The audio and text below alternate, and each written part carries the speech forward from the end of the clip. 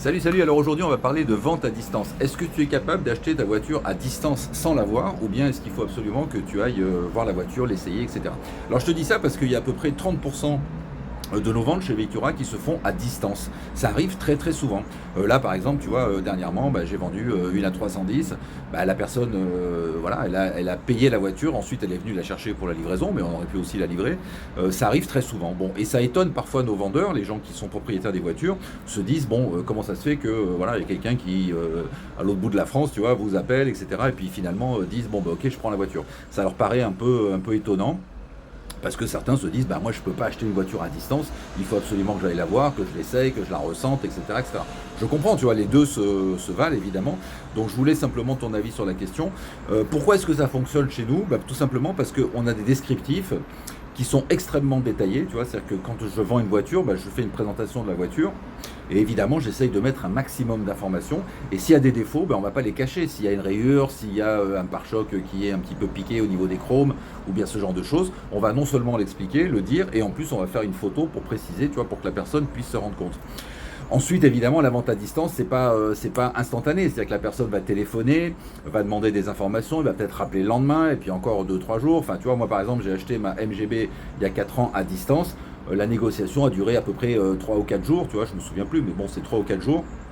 J'ai appelé la personne, c'était un professionnel, je lui ai demandé des informations complémentaires, je lui ai demandé une vidéo de démarrage du moteur, ce qu'il a fait, je l'ai encore rappelé pour d'autres trucs, puis ensuite on est rentré dans la négo, puis finalement à un moment donné j'ai dit ok, je fais un virement, il m'a donné son RIB, j'ai fait un virement et il m'a livré la voiture, et il n'y a pas eu de surprise, c'est-à-dire que la voiture quand elle est arrivée, elle était parfaitement conforme en fait au descriptif, à ce qu'on avait échangé, tu vois, donc j'ai pas eu de mauvaise surprise sur la voiture.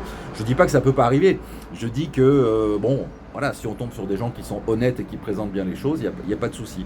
Donc c'est quelque chose qui est vraiment notre quotidien, ça arrive très très souvent. Et à ton avis, toi, qu'est-ce que tu ferais? Est-ce que pour acheter une voiture de collection, est-ce que tu as vraiment absolument besoin de te déplacer, même si elle est à l'autre bout de la France, tu vas y aller, ou bien tu vas envoyer quelqu'un, etc.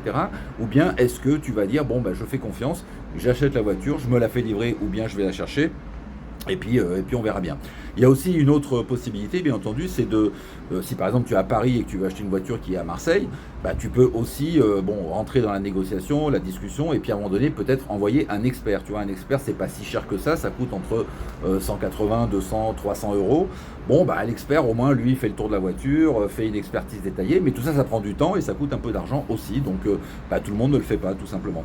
Donc je voulais ton avis là-dessus. Est-ce que tu es capable d'acheter une voiture à distance sans l'avoir vue, ou bien est-ce que pour toi c'est impossible, il faut absolument que tu puisses voir la voiture, l'essayer avant de prendre ta décision?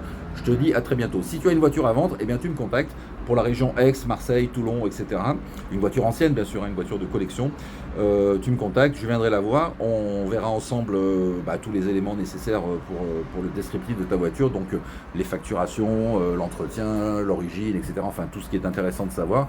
Je ferai quelques photos, on fera une annonce et on vendra ta voiture. À très bientôt, ciao.